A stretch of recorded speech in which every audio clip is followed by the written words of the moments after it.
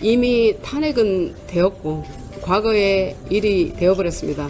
그런데 그것을 가지고 탄핵 찬성이냐 탄핵 반대냐를 가지고 싸우는 것은 아무 의미가 없다. 다만 제가 당대표가 되면 당대표로서 새로운 시스템으로 계엄령에 연루된 분들, 그리고 우리 조경태 의원께서 말씀하시는 45인 여러분들이 계실 텐데 시스템으로 정리를 할 생각입니다. 예를 들면 3년 가까이 남은 총선에서 공천의 유불리의 시스템을 만들어서 그분들의 공과를 따지는 것이 저는 맞다고 생각합니다.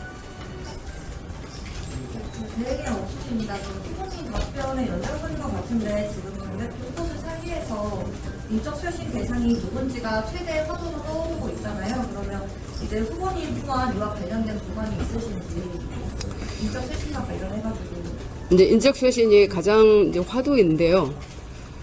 제가 30년 글로벌 기업에 있었던 경험과 정치에 10년째 있었던 경험으로 보면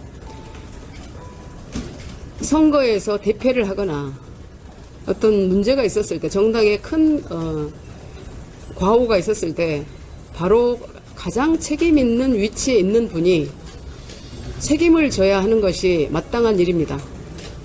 모두를 다 인적 청산의 대상으로 보고 청산하겠다고 하면 아무도 청산하지 않겠다라는 말이기 때문에 저는 그 책임 있는 분들의 책임을 지지 않는 상황이 지금 여기까지 이 당의 문제를 끌고 왔다고 보는 것이고요. 다만 앞으로 이것을 사람을 찝어서 특히나 또 혁신위원장을 내부에서 세워서 인적 청산을 하겠다라고 하는 것은 불가능한 일입니다. 제가 이제 당대표가 되면 대선 참패에 대한 원인 제대로 분석하는 백서를 가장 빠르게 준비를 하고 거기에 대해서 책임과 또 그에 대해서 처벌을 받아야 될 분들이 분명히 나올 겁니다. 그 시스템에 의해서 저는 인적 청산을 하고자 합니다.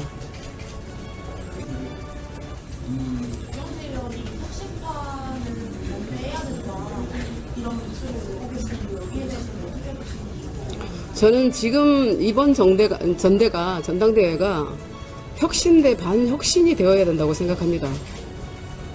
그런데 혁신파에서 많은 분들이 나와서 누가 과연 혁신할 수 있는가, 누가 과연 새 보수의 길을 만들 수 있는가, 이런 평가를 우리 국민들과 당원 동지 여러분들이 해 주셔야 하는데 아무런 그런 자리도 없이 그냥 인기투표처럼 혁신파, 쇄신파 함께 단일화하자 이러는 것은 혁신을 하지 말자라고 생각이 듭니다. 그래서 오히려 그 반혁신파 분들이 얼씬을 하지 못할 정도로 우리의 혁신 경쟁이 되어야 된다고 생각합니다. 지금 당내에서 전환기 씨 관련 논란이 계속 일고 있는데 이런 부분에 대해서 어떻게 보시나요? 어떤 공당의 당원이 되려면 그 당원이 되는 기준이 우리 국민의힘에 없습니다. 저는 한국희망을 창당할 때 10가지의 기준을 제시했었습니다. 거기에 맞지 않습니다. 그런데 국민의힘에 맞지 않는 인사가 국민의힘에 들어온다라는 것은 저는 그런 막을 시스템이 없어서 논란이 되고 있다고 생각하고요. 어떤 일도 원칙과 기준과 어떤 정체성이나 이런 부분들을 파악할 수 있는 그런 시스템이 없으면 갈등으로 갈 수밖에 없습니다. 그래서 그 부분을 빠르게 어떤 우리 당원의 어떤 자격 이런 것들을 세워야 된다고 생각합니다. 그리고 전환길 씨 같은 경우는 물론 윤 어게인을 외치면서 많은 활동을 하고 있지만 그분들도 같은 국민이다 이렇게 말할 수도 있지만 지금 우리 국민의힘은 앞으로 나아가야 할 방향이 그분이 가고자 하는 방향하고 전혀 반대 방향이기 때문에 우선 뒤로 물러나시라 이렇게 말씀을 드립니다.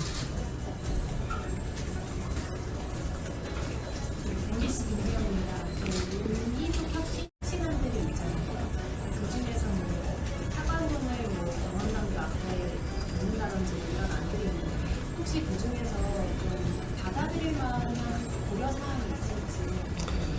네, 윤희숙 위원장님의 혁신안을 저도 좀 봤는데요. 당헌 당규는 국가의 헌법과도 같습니다. 그래서 어떤 사건을 기준으로 해서 그것에 과오가 있는 분들의 사과를 그 앞에다 놓는 것은 저는 바람직하지 않다고 생각을 합니다. 그 당헌 당규도 이번 기회에 불가역적 당헌 당규를 만들겠다라는 각오로 새롭게 해야 합니다. 그리고 윤희숙 의원께서 네 분의 국민의힘 인사를 콕 집어서 말씀을 하셨는데 인적청산이라고 하는 일이 아까도 말씀드렸지만 당내 인사로는 불가능합니다. 그래서 처음부터 혁신위원장을 안철수 위원장을 세우기로 했던 것도 그리고 윤희숙 위원장을 세우기로 했던 것도 너무나 잘못된 방안이었다고 생각을 합니다.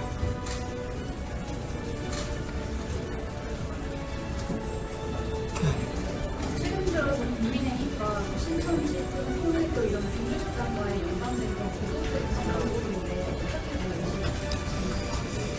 보시나요? 저도 크리스찬인 입장에서 신천지를 이단으로 보고 있는 시각은 맞습니다.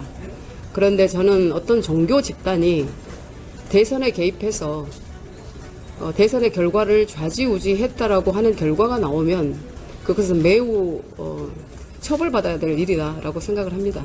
그래서 지금 아마 이제 조사가 될 것 같은데요. 거기서 이 결과가 나오면 그에 따른 처분을 해야 될 것 같습니다. 네.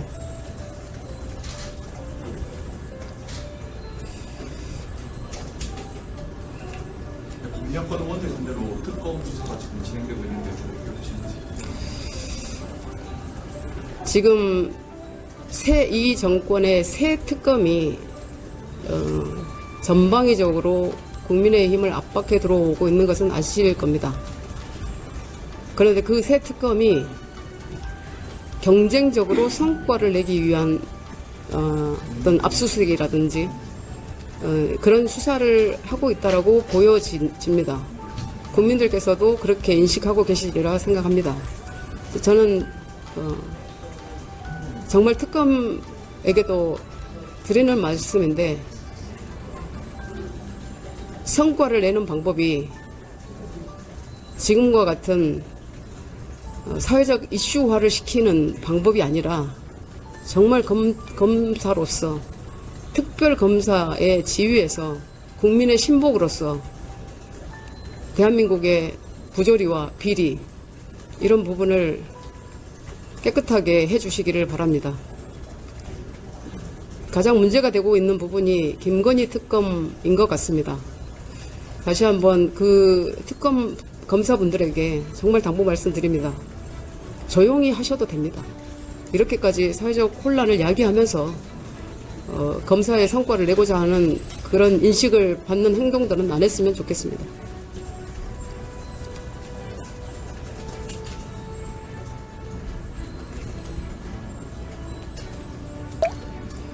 제가 하나 부탁드릴까요?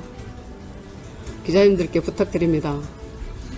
저는 아까 선언문에서는 1등으로 세워달라고 했지만 이번 경선에서만 꼭 통과될 수 있도록 도와주십시오. 절박합니다. 그래서 앞으로 혁신 경쟁이 얼마나 가슴을 뛰게 하는지 그리고 우리 보수 정당의 미래가 그래도 희망이 얼마나 있는 것인지 확인하는 자리를 꼭 허락해 주십시오.